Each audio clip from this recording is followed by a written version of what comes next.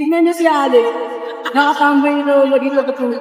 Kaya nga, palipasa walang gusto kaibigan sa kanya eh.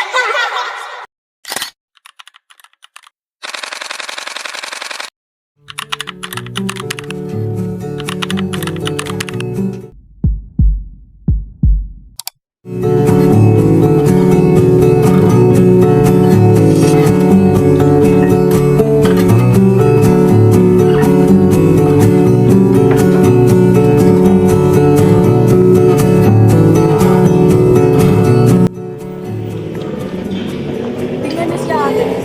Nakatambay na maging nakatulog. Kaya nga, palipasa walang gusto kaibigan sa kanya eh. Kunti na ba kasi? Hindi na lang. Tara na nga, baka mamaya pagsama na rin tayo kaibigan tayo sa kanya. Rose, we made hells like a hound. We made laughs like a clown. But still you fled, stabbing stars to my back. Anak, okay ka lang ba? Ba't parang alungkot mo ngayon? Hindi ka pa naman hininang liya si Tita Princess tsaka si Kuya Renzo. But you led, just like before.